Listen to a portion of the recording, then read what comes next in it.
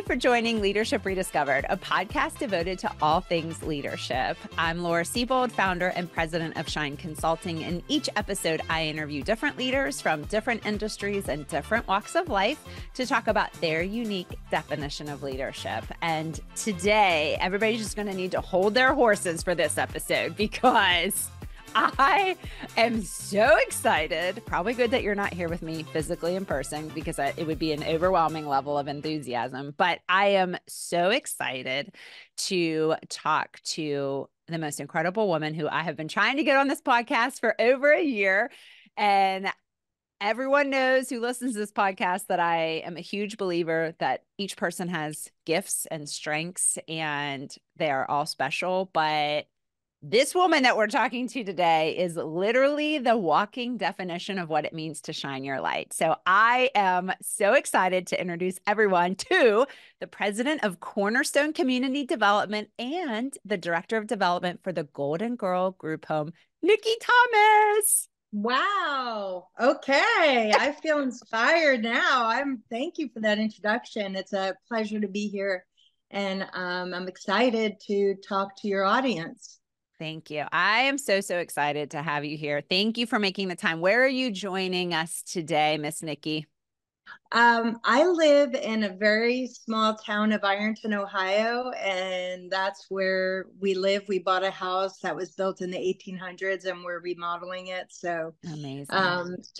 We like historic things and I like the small town feel. So yeah, absolutely. Yeah. Well, yeah. Thank you. Thank you for being here. And I normally start each episode just by asking people to tell us their story, tell us about their leadership journey. Your story is so inspiring. Honestly, if that's all we even get to today, I will be thrilled. So by all means, take your time, share as much detail as you're comfortable with. But I am so excited to introduce maybe people that don't know you or don't know your story to you because it is so inspiring. So if you don't mind, just bring your bio to life here, Nikki. Yeah. Well, I have a very unique background to where I grew up in abuse and neglect. And, I'm the development director of Golden Girl Group Home, which helps girls throughout the entire state of West Virginia and gives them a home. These are sexually abused, neglected, and abandoned girls. And that is where my passion comes from. And I think that's your passion allows you to thrive in leadership. Yeah. So my story is really significant in this because everything I do just stems from my desire to help. Well, it started from helping to help the girls that were like me. Yes. So, and that are like me. So I want to reach out to them and provide what they need. But my story, I grew up in New York. I was a victim of sexual abuse and neglect. I was sexually abused when I was starting at 5 years old by a step grandfather. I was physically abused from my father. I have a huge scar on my face from my own father. Oh my goodness. My father was a paranoid schizophrenic alcoholic. So he was very violent toward my mother. And, my earliest memories were my father literally choking my mother unconscious. And at that time, when you're little, you think your mother's dead in front of you. But I wish I could say that was an isolated instance, but it wasn't. I lived my life like that. I lived my life defending myself, defending my mother. So, my mother just checked out, ran she's off. Trying to survive and you were trying to survive too. Right. Absolutely. And my father was put into a psychiatric hospital. And, he revealed to the psychiatrist, I found out later on, that he was going to kill us and then kill himself.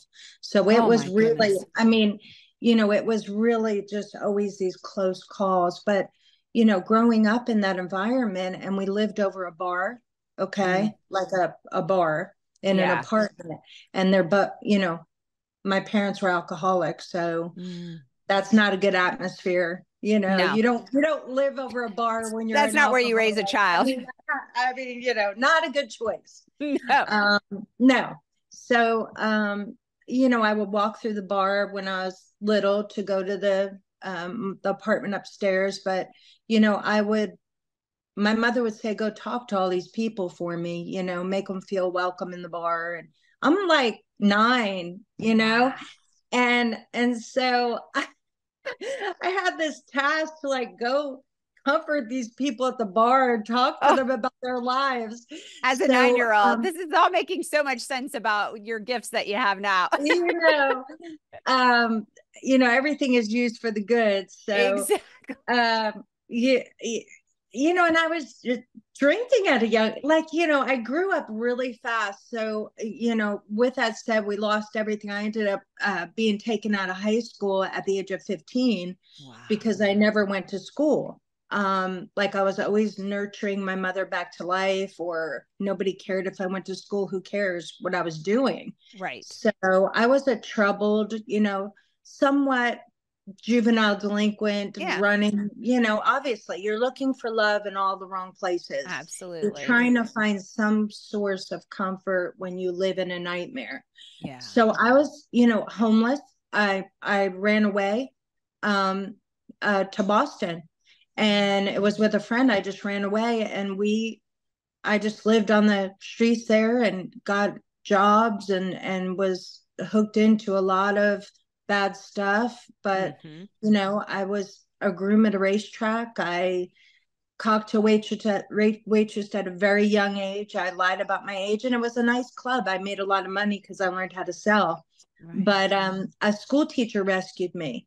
Mm. Okay. She took me in, and this school teacher noticed, and it was when I say school teacher, it was a young girl who had just graduated college, got her, was going to school, and she was like hanging around the bars, and she was wondering, why are you here? Like, Yeah. where do you live? I'm like, I would just shack up wherever I could. And she said, don't you go to school? What's happening with you? And Mm-hmm. she took an interest in me, took me in, and taught me how to take my GED, my equivalency Mm. diploma. She taught me, she sat with me, and she invested her time with me, Yeah. and she told me how beautiful I was. She said, you can do this. I believe in you. I will help you. And she literally saved my life. I believe without this school teacher in my life, I would not be sitting here. I would not be who I am today. I Mm. graduated high school. I took my equivalency diploma downtown Boston. I took the T, it's a subway Yep. downtown, took my thing. I passed, That's and awesome. I was like, yes. And then I ended up going to junior college in the city of Boston, got accepted to Johnson and Wales University after that, Wow. got my teaching degree, and I have my master's degree. And I believe that if it were not for this woman Mm-hmm. sent to my life, Mm-hmm. I'd be dead. I mean, there's no reason for me to be alive. I mean, Yeah. literally, you're 15, 16 years old on your own. How in the middle of a city, and we're talking a dangerous That's city. dangerous. I Yes. mean, Yes. right in the middle of the city. It's not like it's suburb. Like Right. when you go to New York, you can go to upstate New York and be Yeah. in the farmland. I was in the Uh-huh. city, and I Yeah. was like taking the T. It's called the T at the subway. The T at like 2, 3 in the morning, 4 I'm by myself, and Well, I'm yeah, and like, you're also hanging out in at the in bars, racetrack and at clubs, bars, right? racetrack. Like, how I got that job as in the racetrack? I needed Please money. tell me. I love horses. Like, I have 2 thoroughbred horses now that I train and I ride. I used to train thoroughbred race horses, but initially I got the job at the racetrack. I took the T all the way to Suffolk Downs, and I went there, and I was just looking for a job. So I was on Shed Row in this little trailer. Mm. And this guy said, what are you looking for?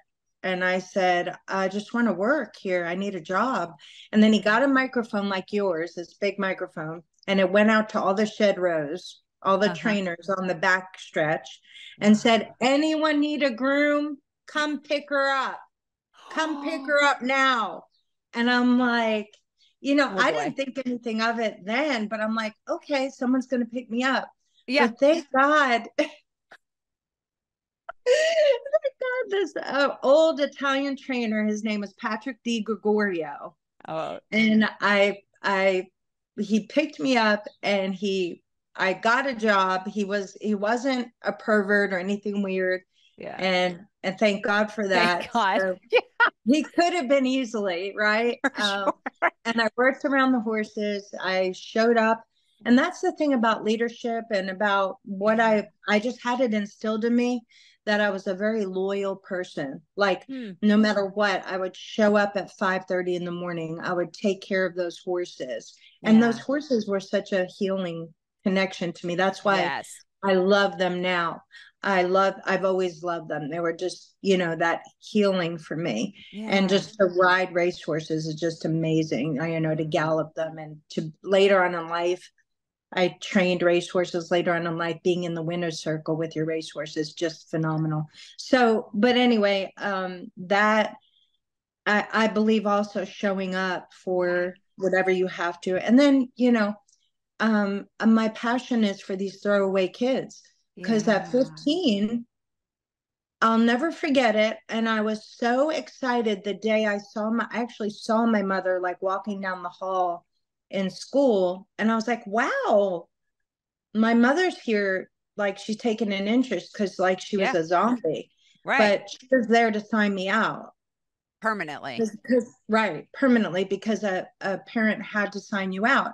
And I remember the principal saying, your daughter will never amount to anything, she'll never be anything, Mm. she'll never graduate high school, she is a lost cause, you just need to sign her out. So she endorsed that. And it was like, so my passion is for these older teenagers. You're still children, For sure. right? Yes. You still Yes. need nurturing, but my passion is to reach them and let them know, like that school teacher let me know Yeah. that, you know, you are, you have what it takes to succeed. And you Yeah. can't help who abused you. You can't help who Mm-mm. neglected you. And You can't you help. didn't deserve that.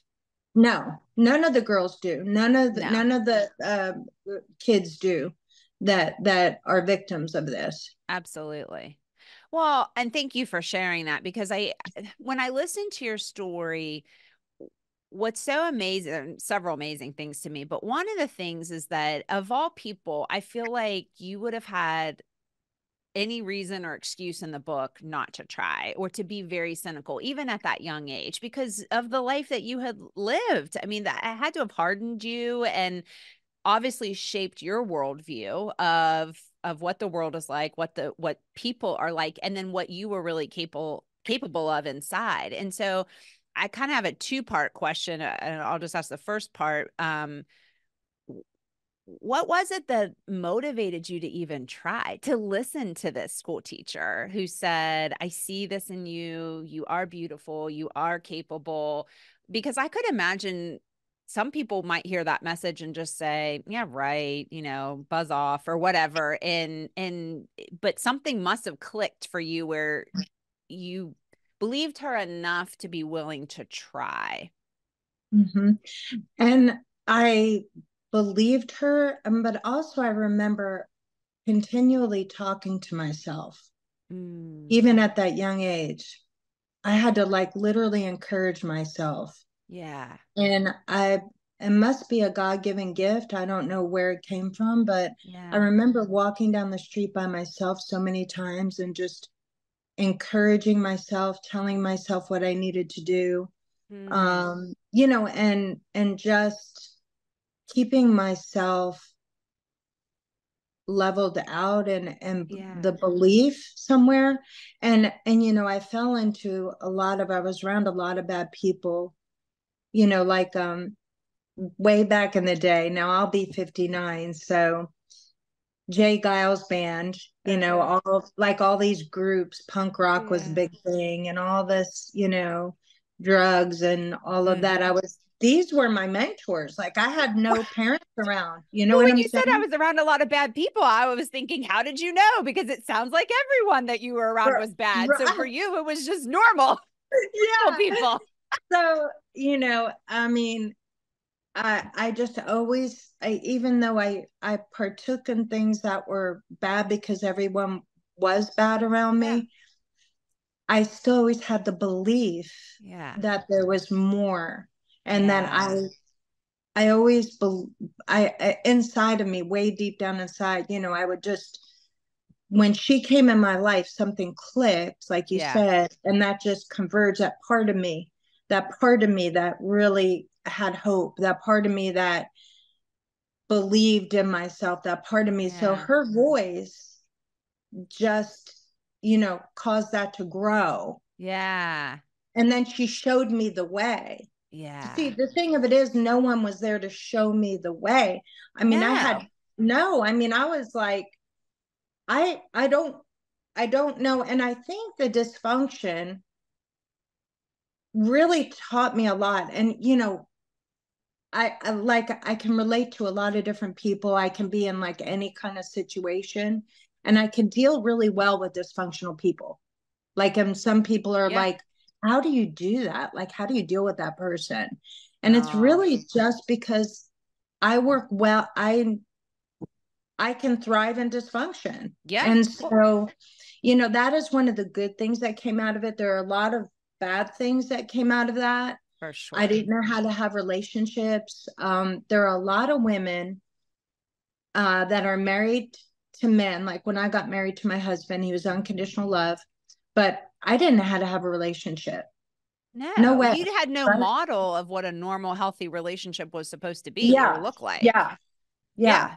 Well, and then on top of that, significant trauma that Right. nobody Right. probably ever helped you identify or process through. So you're bringing all of Right. that into the relationship too. Yeah. And there's so many women and men out there that have been through trauma that they Mm-hmm. don't know how to sort out, why am I being triggered by this little thing? Yeah. Why can't I? Because I thrived in chaos, and I had to learn how not to love chaos, Yeah. Yeah. not love it, Mm-hmm. but just feeling normal in it. Well, and also recognize that maybe there were situations that you probably maybe wanted to create chaos because that was it Yes, was almost like your comfort, or I don't right. want to, maybe comfort's not the right word, but that was what No, you it's true. knew. Yeah, it's true. Absolutely. It was comfort. Kind of, I felt normal. So if there's no chaos around me, I Yeah. will want to create chaos. Yeah, And because that you know doesn't work that. well for a marriage. Doesn't No. work well. That does not work well for a marriage. I've been married for 37 years, Yeah. That's and I'm amazing. finally think I'm getting it. So I don't know. It I still seems like haven't it might arrived. take that long to figure it out. So I still haven't arrived, but a lot of people bring dysfunction to their relationships. And for so, sure. Personal but and anyway, professional. right, right. Yeah. Yes. And we don't So, realize that. And I think it's hard because I would say one thing that I've learned over time, and especially in my adult years, is just as trying to have more empathy and understanding for the mm, things that we don't know about people, and mhm, recognizing that instead of going to a place of judgment, why does Nikki mhm. act that way? Or gosh, why does she, why does she always seem to create chaos, and being judgmental or negative about it, really trying to understand maybe there's something there that causes that, and maybe I as a human should apply a little bit more grace or curiosity Mhm. versus judgment, negativity, and things around that. I love that. And that's true. And I think I was really good at separating. So my private life, Mm. there was all this chaos Mm-hmm. initially. And then at work, I took the leadership role, Yeah. very comfortable in leadership all my life. Very Yeah. comfortable with just walking in and That's taking. amazing. That's amazing. And I want to transition to that, but I want to ask one more question because I'm so curious. There was a gentleman, a friend of mine by the name of Greg Clutter, who I don't know if you know him or not. He's the director of Chestnut Mountain Village, Mm-mm. and which is a wonderful organization. I'll have to connect the two of you because I Yeah, think you two please. would like each other a lot. But he Okay. was on this podcast and he said something to me that I'd actually never heard before. But we were talking about children, and he said they can't be it if they can't see it. And I had never heard that phrase Mm, before, and it's always stuck with me. And I think about it, I reflect on it a lot because, and I'm certainly not an expert in this area, so let me just preface it by saying that. But right. the more I learn about, unfortunately, there are so many children right now who are growing up in similar situations that Mm, you grew up in. And sometimes it sounds like it's a generational thing as well. And so when I think about that whole, you can't be it if you can't see it, I am curious just to hear your perspective on that because you could have easily just continued down that path that your parents were on, and that they put you on by default because you were their child, but you went another way, and obviously that school teacher had such an impact on you. But I guess my question to you is, how do we do that for children? How do we show them? How do we being anyone? I mean, obviously you've devoted your life's work to this, but it's going to take a lot more than one person here and one person there, or one nonprofit here and another nonprofit there. I mean, there's things that I think we all can do to show that to children. And I'm just curious what your perspective is or your ideas on, because to me, that is leadership. How do we take a leadership role in helping these individuals who maybe are experiencing a similar childhood that you had? yeah, and I think that's a two-part question because the generational thing is so real. Yeah. Um, like my grandmother was abandoned by her mother, and my Mm, grandmother literally grew up in a children's home, wow. and she was in a home like the girls' home. Yeah. And she literally was deaf in one ear because she wasn't taken care of, and she Wow. was neglected and abused herself. On my father's side, my father's father was a really severe alcoholic and violent. And I found this out. He, obviously my father didn't communicate or say anything, but I remember toward the end of my grandmother's life, who immigrated from Poland to Ellis Island. But she had a lot of children. But I was looking through, I went to New York to go to, to visit her because she Yeah. had dementia. She was 99. Um, but I was looking through like photo albums, Mm-hmm. and her husband, which would have been my grandfather, was erased with an eraser out of every picture. Oh, And I was like, ooh, why? that's the old That's school version weird. of like That's really just weird, right? And blocked. he was just erased. And so I come to find out that he was violent. He would knock my grandmother's teeth out of her mouth. Mm, He did that. He was very violent, died when my father was very young. wow. So, So that's how he that grew up. That's what your father grew that's up what with. he said. So Yeah, I believe in God. I believe in God. I'm a believer in God. me too. And that is was my that's my foundation. So Mm-hmm. I changed the trajectory through my faith and through Mm-hmm. my walk, Mm-hmm. um, to be different. Now, Mm-hmm. am I perfect? No. But I know that there is hope and a way out of these Yeah. generational things. So Yeah. I literally had to make a choice to cut my generational Yeah. dysfunction.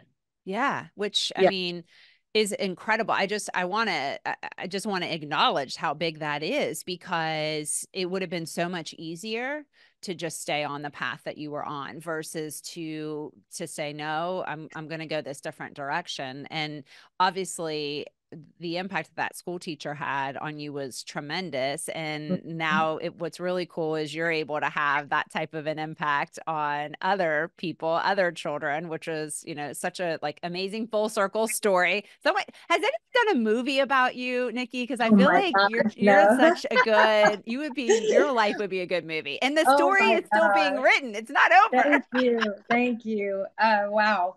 But I don't do direct care with the girls. I've always done fundraising. I've always been in Yeah. fundraising. So I raise resources because they deserve a nice home. Yeah. Like, and all of the things I've done for the girls' home in my development career Yeah. over the past 16 years. And I am a big risk taker. I will just go out and do, like, if I believe in something, I'm Yeah. not giving up. You won't And give up.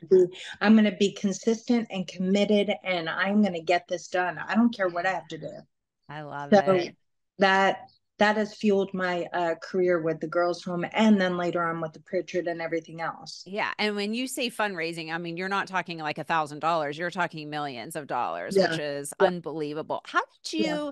How did you get into that? How did you learn that skill set? Because I am so impressed. I feel like I have a hard time asking people for $10. So I don't know how you do this. And you're very effective at it and you're very genuine and authentic. You don't come across as someone that you wouldn't want to support or give money to. But I would love to hear how you even got into that and how you built that skill set. Well, actually, it's funny because I'm writing a book right now. I'm almost done with my book. It's being edited, and it's called "I Hate Fundraising" because most people hate it. I'm going to buy your Um, book. most people hate it. They Yes. do. So I became a Christian later on in life, and I realized, that there was music out there that was really cool, that was Yeah. inspiring. Yeah. And I just felt like in my heart, I wanted to have this huge festival for kids, like the teenagers, Yeah. and let them know about all this cool music and things that, you know, things that are accessible to them to kind of change Yes. the narrative. Yeah. Meet them where they Um, are. yeah, meet them where they are. And I used to pick up kids off the street and take them to church. And I used to pick up kids. I had a street ministry. Wow. So I asked the mayor of the town if I could have the river, if I could have a park to do a festival. And he said, no, we can't do that because of regulations. He said, but I'll give you the whole riverfront to use. And I said, okay. He said, and I'll even throw in police, ambulance, whatever you need. And so that grew. I brought in these really big headlining acts, national acts that are, faith based. So I brought Yeah. in, it went from a couple hundred people to like 5,000. And I did that. Whoa. Yeah, I did that for years. And I brought in like, Toby Mac and these big Oh, names, those are big Matthew names. Yeah. West, Matthew Yeah. West, Wow. Kirk Franklin, all the big names I brought in. But I learned how to raise the money because we couldn't a lot of times we couldn't sell tickets there, and I Mm-hmm. would bring in edgier people like Brian Welch from Korn, who has Mm-hmm. an amazing POD. And these acts cost hundreds of thousands of dollars to put on with production. So I would literally sign contracts and not have any money. Oh and, my. Here's where the risk taking comes in. and like I would literally, because I believed in it. So now I wouldn't recommend that to everyone out there, but at But all. you know But what? It was kind of like you forced yourself that you were going to have to figure it out. You yeah, didn't have a choice. yeah, and then that's one thing about saying yes, that kind of is forces you to do that. And Yeah. so I would just have to get out there and do it.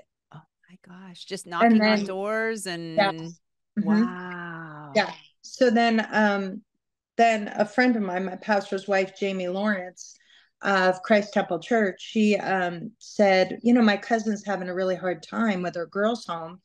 I Mm. was working with a boys' home then after Okay. that whole festival thing, and I was learning how, because I needed a job. My Yeah. husband had some great, unbelievable, thriving restaurants for many years that did really well. Like Wow. we were wealthy, and then Yeah. we lost all the restaurants. So I had to get a job. Yeah. So I answered an ad for a children's home. It was a boys' home. And the executive director there found out I did that huge event. And he's like, I need to put you in charge of development here. Yeah. And so I'm Smart like, I person to didn't even come know up with what that. development was at that time. I'm like, what is that? And he goes, well, you're going to do events and fundraising. I'm like, so I figured it out and just learned. And then fast forward, my pastor's wife said my cousin's having problems with their girls' home. They're going to close the doors if they don't get help. Wow. Will you volunteer there? Will you volunteer there? And I'm like, I'll come and look at it. But I was so busy. I was comfortable where I was. Yeah. I was thriving. I had things going. I was raising lots of funds for the boys and loving what I did. And I went and And I that was your saw, job too. yeah, it was my Yeah. job. Yeah. And I went and saw the girls and the girls' home. I met the girls and I Oh, was sold. sold.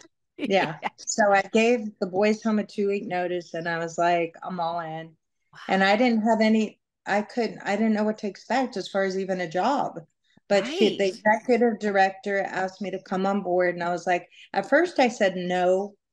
And then my heart was saying yes. And my leadership style is very intuitive, I love very this. intuitive. I am Yeah. a very intuitive leader. So I followed my heart and my passion. I had no idea how it was going to do. So 16 years later, and the reason why I wrote the book I wrote is because I see development professionals leave nonprofits after year and a half, a year, and they leave. So the national average is 18 months. People How just jump come? ship because they're burnt out. They can't take no. They don't know how to take no. And I think initially a lot of people don't pick their passion, what they're going to work for. Like they're not all in. So I mean, if you're not all in and that passion doesn't drive you, then you're not going to be effective. You're not going to being in development, you live, breathe, eat, and sleep all this. And Yeah. so you're literally out there and you have to take a licking and keep on taking. I mean, because Yeah. you're going to get mostly no's. Yes. Yes. But that makes sense. And that passion, I mean, obviously, it makes sense why you have so much passion for what you're doing right now, but also the importance of, to me, it's connecting with other people's passion too. And really maybe finding that I would assume those yeses are people who probably are more inclined to share the passion that you have and say, oh, yes, this is also something that I'm passionate about. And this Yeah. is something I do want to help with. And it probably takes a lot of no's to find those people. Yeah. Well, but people find you out and they want to be engaged. And to answer the second part of your question, I believe to change, it takes each person doing something. Yes. Yes. Yes. So And huge. this one, I think it was a charity or somebody has this phrase, each one reach one. And I love that because you can make it just takes Mm-hmm. one, like the big starfish story. I'm sure you've heard that one, right? Yes. So, Yes. so it's like, is to change the whole landscape, it has to take people that are passionate for that Yep. part because there are elderly that need help. There are children that need help. There So are, much. so many drug addicts that need help. Mm-hmm. So people who have a passion for that certain thing need to do something about it. Yes. So Yeah. that's a And then if huge, each one, spend yeah. time, go one day a week and be with a someone that needs help. Yeah. You Yeah. know. And I think that's an important lesson too for individuals who maybe do want to help is to take a little bit more time to figure out what you truly are passionate about, what you have that burning, not just like, oh, I have an interest or that sounds nice or yes, I would like to do a little volunteer hours there, but no, truly, like where do you have a burning passion? Because you'll need that to fuel you, especially through all those no's. Yeah, and you have what it takes, people have what it takes to do it and make a difference. Mhm. I'm a big believer in stepping out of comfort zones. Yes. You have Yes. to do it scared, Yeah. do it fearful, just do it. Just do it. And Yeah. do it, just jump off the cliff. Yeah. Yeah. Just do it. The things that you're waiting to do, and all these imaginations go through your head, like, all these ideas about how you can't. And then when you step out there, you're like, wow, I'm really great at this. I can do this. Yeah. It's so You know, amazing. And I'd love to hear it because I do feel I spend a lot of time looking at and learning about fear because it does to me impact people's life so much. And mhm, as I'm listening to you, I think about the fact that you were raised in fear. I mhm. mean, enormous fear. And so I just wonder, did that in a You way know, actually make you more open to going out of your comfort zone because you already knew what the worst case scenario was because well, you were living it? yeah, I'm extreme. I'm an extreme person. Yeah. Um, and I think, when you hear people say fight or flight, Yeah. I fought. Like Yes. and that's one of the reasons why I have a scar on my face from my father, because I'm gonna fight you. You fought. Like, Yeah. you know what I mean? You're not gonna. So I was always that just extreme person that was not gonna let anyone Yeah. take advantage of me. Yeah. So I think that causes me to step through fear, Mm-hmm. because I'm a confronter, and I think Mm-hmm. leaders need to know Yeah. how to confront, and a Yes. lot of people don't like that. Of No. course, I don't brawl with people, Right. but in leadership, or anything in life, to get over your fear, you literally have to confront it. You do. And when you talk about confronting, I mean, it's having tough conversations or making Yeah. hard decisions or taking Yes. risks. There is a lot of courage that Hmm. goes into that. And so, I mean, I love that you say that because you're right. And I do think it's hard. And that's something I've struggled with. I don't, I Hmm. like to make people happy. I like people to be feel good all the time. And I mean, that's not always going to happen when you're in a leadership role. You're not going to be. If you have a team of more than one person, your odds go lower and Yeah. lower the more people you have, right? In terms of Yeah. making everyone happy. But are you making the right decisions Hmm. and not just what's going to make everybody else happy? And And I think that's there's a hard. way to confront, and people are happy when you do, and you come Yeah. to that. You know what I mean? No Yeah. one likes all the seething stuff under the surface. So, No, no, I yeah. love Brene Brown always says clear is kind, Oh, and I I like that. like that. Yeah, yeah, Yeah, clear is that's good. kind, unclear is unkind. That's So good. we've talked about leadership. You are an incredible leader, and you have had such an impact and influence. But I want to hear what your definition of leadership is, Oh especially my as you goodness. think about the roles you've had. So no one has ever asked me this, and I knew you were going to ask me this. So this morning I was like, I know she's going to ask me this. I'm going to Uh-huh. have to write it down. Good. And I have never crafted what a leader is to me. Yeah. So my definition of leadership is: a great leader charts the course with passion and ignites people on their team to flourish in their individual talents and gifts. Ooh, if I was holding this mic, I'd drop it, but it's anchored. But So oh, I feel like, Nikki, that was good. thank you. Yeah, I and was it's like, that is you. it. Like, you got to chart the course with passion, Yeah, and you have to ignite the people on your team to flourish in their individual talents and gifts. And you know yeah, what? That's how it happens. yeah, yeah. And I feel like you have had so many opportunities to step into leadership roles. I do want to talk about the Pritchard because that when you talk about tenacity and fighting and not giving up and being passionate, I mean, you just successfully in some ways completed, in other ways started the project, right? But you closed the door on a major chapter of a project that Yes, has been what, 6 years in the making, or I yes, mean a yes. long time. A So tell long us time. about this because I'm Wow. really inspired by your Thank you. your yeah, everything that you've done related to the Pritchard. Well, for the girls' home over the course of time, I developed property. So I've Okay. developed, I renovated every single house on the main campus, which we have Wow. 6 houses, a community room, a recreational room. We have a social enterprise building that I just bought, Wow. recently built, and it has a social enterprise on the bottom, a learning center on the second floor.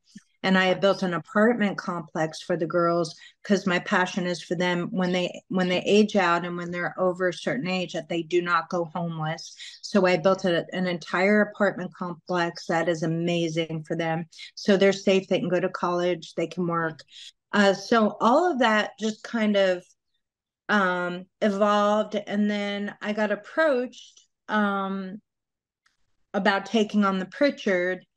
And the Pritchard Hotel is a 13-story, 147,000 square feet of building in downtown Huntington. It is the largest square footage building in the city, to my Wow. knowledge.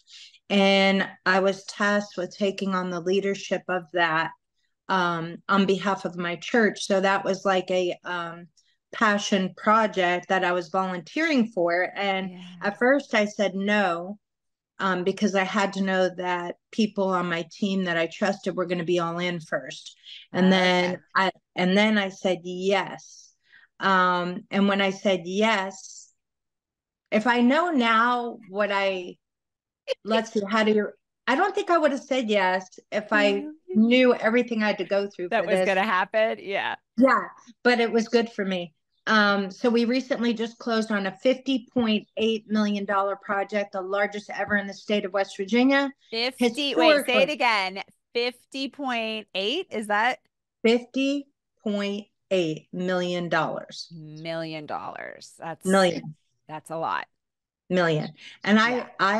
I have gotten not one dime out of it because I went into it saying, and this is another big thing I believe in. You don't do things for money. Oh yeah. Oh yeah. So Mm-hmm. I did this as I was committed, and I'm doing this, and I figured that I'm never going to be able to learn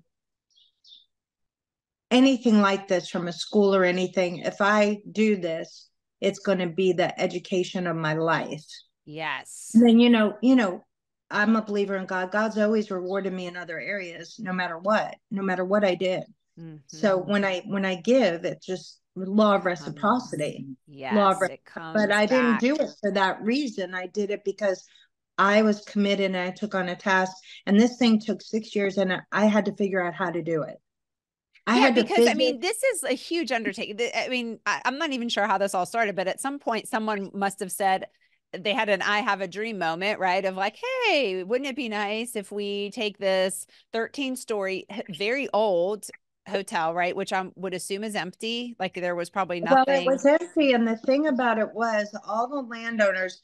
Originally, there was a person in there that wanted to make this a whole drug rehab, and none of the and I love drug rehabs. I love that cause, but the Yeah, landowners in the area did not really want 13 stories of that right there in the city. gotcha. Just for various reasons. But Yeah, I mean, no one really had. I mean, as far as no one knew exactly what this was going to be. gotcha. And so I had to find a for-profit partner somewhere in this country, somewhere, Mm-hmm. to help us partner with the nonprofit that I formed, which is Cornerstone Community Development, and make this happen for Volunteer, by the way. the better of the community, Yeah. because I knew that it was going to be such an amazing thing for the city of Huntington that I had to find a way. And it took, I just kept going out there and trying to meet with people. I met a lot of counterfeits that said they could do it, and I knew through Mm. intuition and through discernment and Yep. through asking, because I'm just very intuitive. I ask basic questions, and if you can't answer me, people would string me along, Uh-huh. and then I would find out, I they were not able to do this kind of massive project. Right. And Right. so that's really important because I just totally got out, right away when, people would string me along. And I went through several of those and finally met one, Winterwood out of Lexington, that, they partnered with me. And I remember him telling me, we'll email each other till we can't email anymore. And we're still emailing. We're still doing, but we partnered and we developed using low income housing tax credits, bonds, Wow. learn the whole bond deal.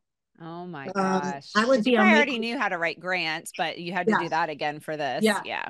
Yeah. So I would be on calls, weekly closing calls for years with like 55 people out of New York City, from New York City to California. I mean, we have multiplicity of partners. We're talking historic tax credit syndication. We used federal money, federal historic, state historics, and it's the largest ever in the state of West Virginia, state of West Virginia. But I'm talking from span to span in the nation, groups from California, groups from the East Coast. I mean, this one guy who was on the phone was called the Warren Buffett of bonds. And Wow. we were navigating through all of that. And it took, and here's the thing, people out there don't think, you learn a lot and then you speak when you need to speak. And I Yeah. remember just being on these closing calls. And one time I just said, I'm just, speaking to this team. Everyone on this team is complaining about not getting something done with this other entity. How about let's get our stuff done? And like Yeah. you could have heard the mic drop, but you know, it's important to start somewhere. So with the Yes. Pritchard backing up, I just started with one initial grant. I knew it had to be cleaned up initially before I knew anybody was going to get involved. I knew it had all the asbestos had to be out of that. Mhm. So I had gotten EPA grants before. So I went to a training and I got $500,000 and I managed that project and I got it all cleaned out. I Wow. remember 13 stories of junk and garbage and asbestos and all of that. And we got it cleaned. And I knew that would be a key factor. Now, this is where intuition comes in. I knew it. I knew that would be a factor later on. That was one of the biggest factors later on for the funders. Is the building EPA? Is it clean? Is Uh-huh. it, because you're talking about a historic building. Yeah. So the walls had horsehair in it. Funny, Yes. So does horsehair, my not house. not asbestos, right? Not Uh-huh. asbestos. It was So is that old? yeah, it was old. So, and the weird thing about this is the guy who started the Pritchard Hotel, Mr. Pritchard, built that building to help fund orphans, to help fund the needy children. Yeah. So it's just, Wow. It feels like it was very meant to be for you to work on it. But I do have to just say, you mentioned earlier about the average tenure of a development person in a nonprofit. I mean, you think about 6 years, there had to have been moments where you were like, I don't want to do this anymore. I don't know. Or just like, this oh, is really hard. How did you keep going? That's a really long journey to be oh, on. and that deal fell through more times than I can count. We don't even have time for the times that I thought the deal was It's totally going to done. fall through. I had one commitment for $3 million. They said they were committed and they didn't. They backed out. And I had to have stuff in the pipeline. So good thing I had a grant for 2.5 million and plus other 500,000, this and that. It wasn't just the bonds and the other stuff. I had to get other funding. So this other funding source, just a multiplicity. So Yeah. I had to keep the It's like the a balls puzzle. rolling. You have to have Yeah. all those different Yes. pieces to come Yeah. together at a certain time. And I feel like I don't know this world, but I know Big. sometimes certain funding is related to getting other funding, or Yeah. Right. they're It's interdependent. bigger. So if you Yes. lose one, then there's that domino effect of Yeah. like, oh no, if I don't get this, then Right. I can't get these other things over here. Absolutely. So, and then again, intuition. I found out about a funding source. I literally had to put that whole thing together in like 2 days Oh my because I gosh. knew even though it looked like I had the capital stack Mm-hmm. done, I knew that I couldn't rest on that. I had to put other stuff in the pipeline. So Wow. I did that. Thank God I did, because that was the thing that took us over the finish line, That's amazing. But yeah, what along kept with you everything else. going through all of that? I mean, that's Um, hard. well, not money.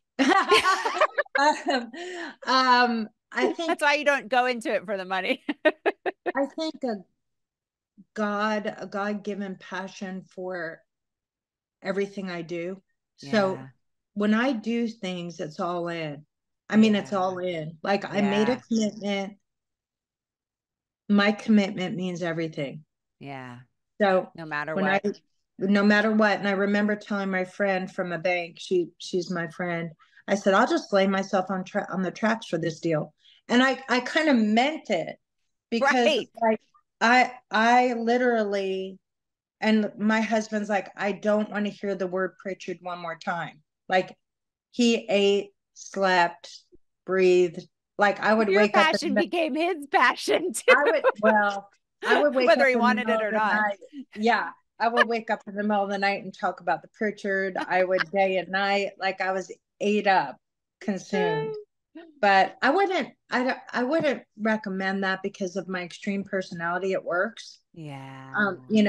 I wouldn't it's not necessarily healthy to do that though. True. True. You That's a know? good point. And actually, that was one of the questions I was going to ask you is how do you, you're just, you strike me as someone that is so all in and so focused on helping other people that I feel like you could easily get burnout or not take care of yourself along the process. So I would love to hear any perspective you have on how you also at the same time take care of yourself or prevent yourself from just being so depleted that you just can't give anymore.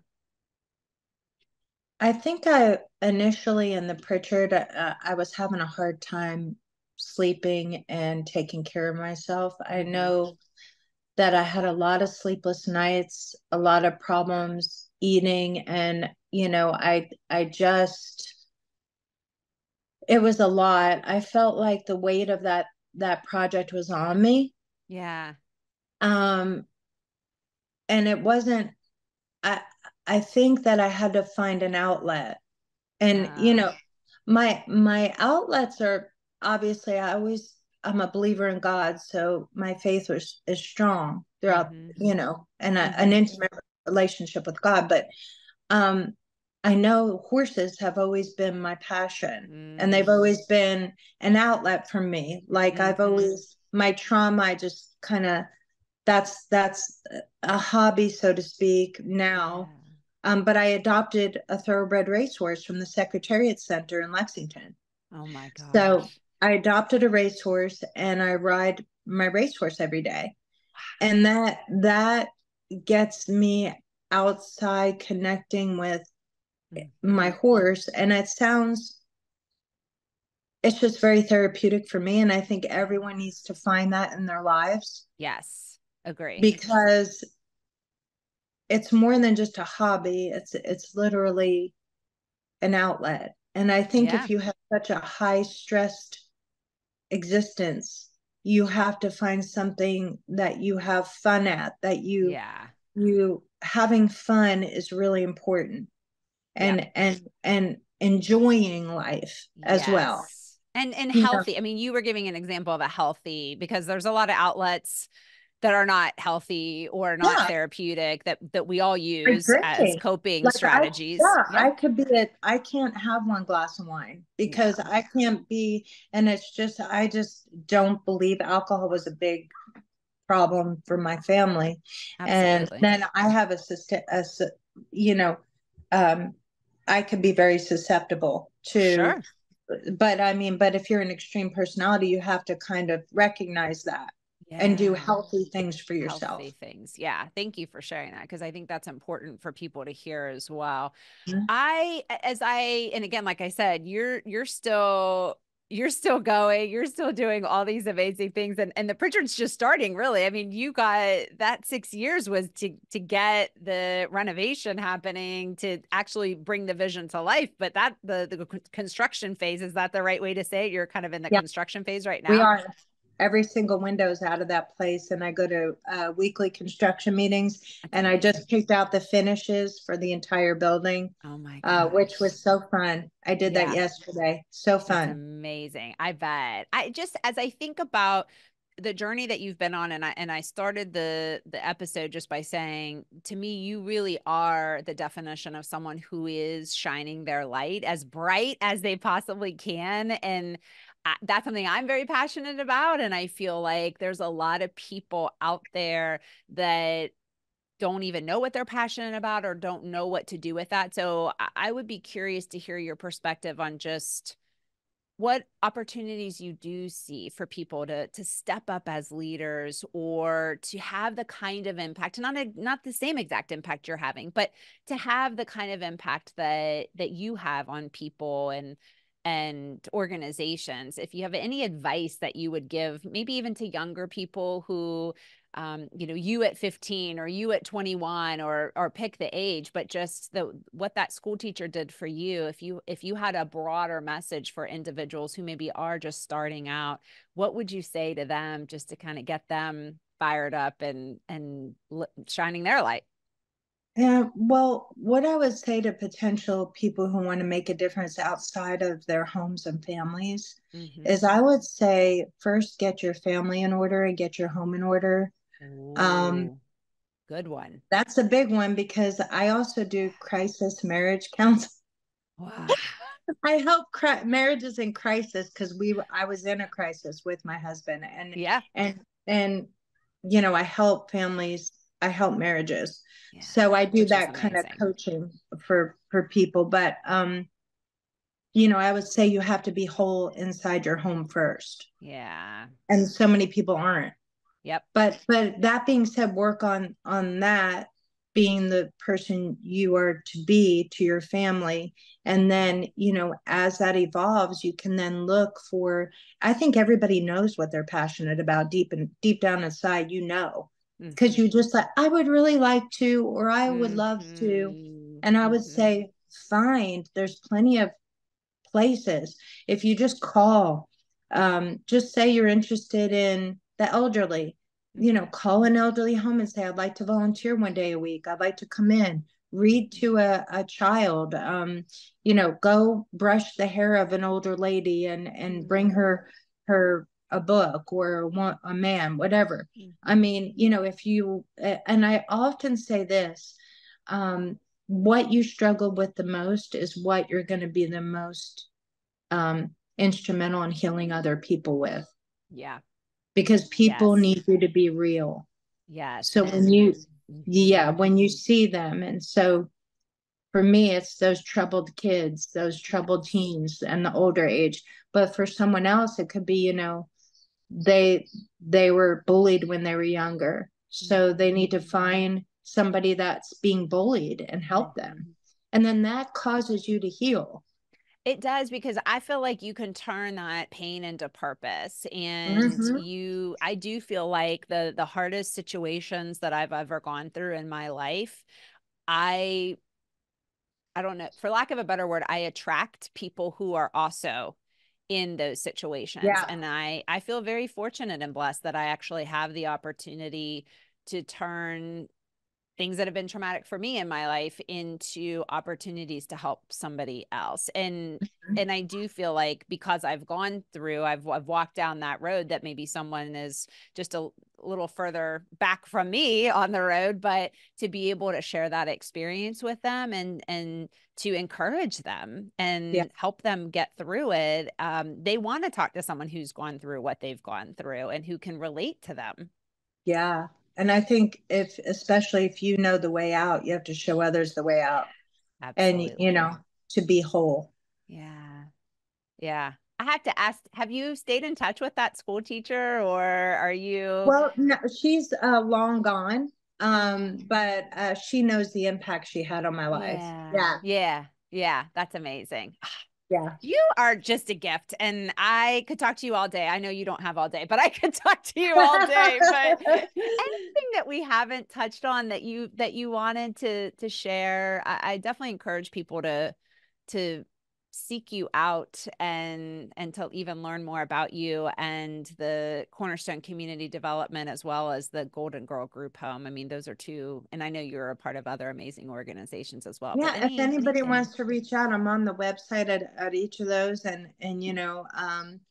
I speak. Sometimes I go out and speak to people, and I'm starting to help others in fundraising. As soon as my book comes out, I'm going to help organizations, Oh, with their fundraising efforts. let me know Um, when that comes out. I'll advertise for you. I'll buy okay, it and read it okay, and great. advertise for you. Good.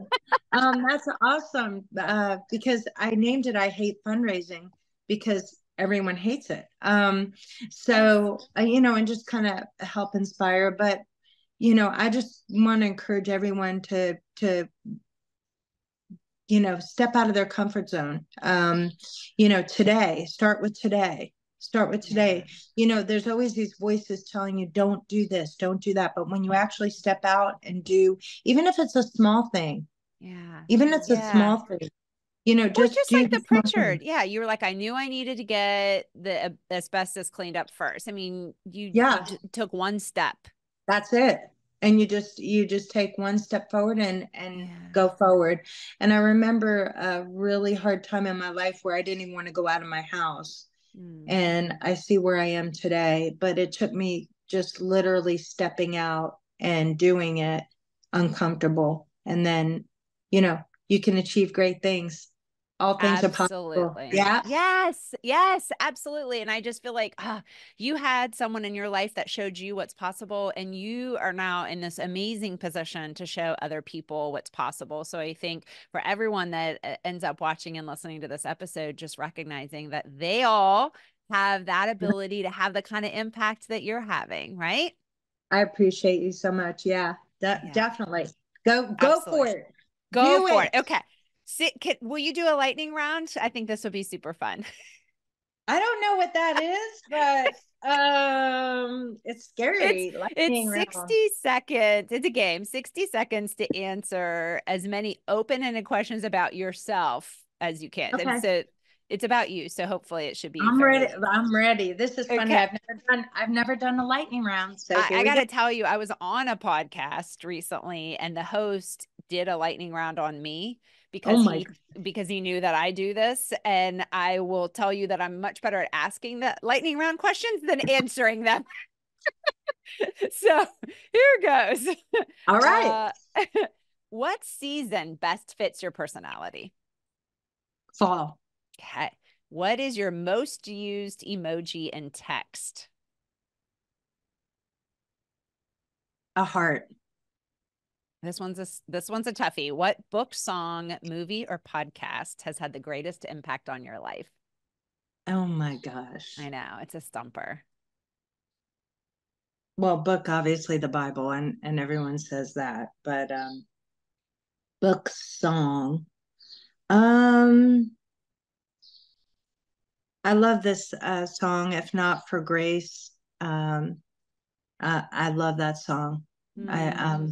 so it's by Clint Brown. Everybody needs to look that up. It was so amazing. If not for So grace. yeah, Okay. I want to look that one up. That's yeah, good.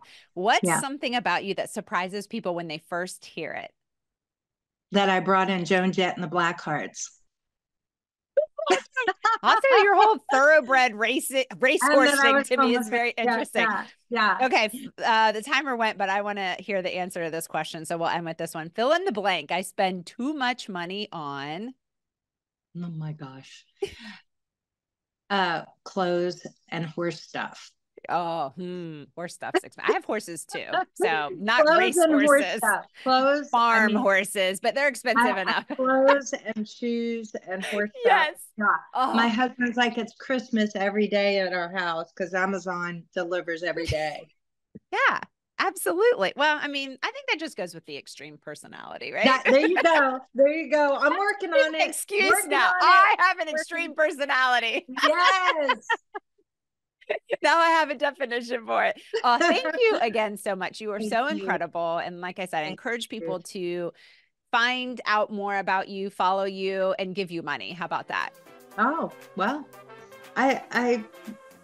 I'd love to just meet people. It's not about giving money. So I'd love to meet people. That's it. But I appreciate you so much. You're amazing. And I love your podcast. I love your colorful outfit. I'm just bland today, but it's all right. But I know you wear very colorful clothes. I do. I do. I love your personality, and just everyone needs to continue listening to you. You're amazing. Thank you. Oh, thank you, Nikki. Thank you so much. And that's all the time we have for everyone listening today. And until next time, shine bright, everyone.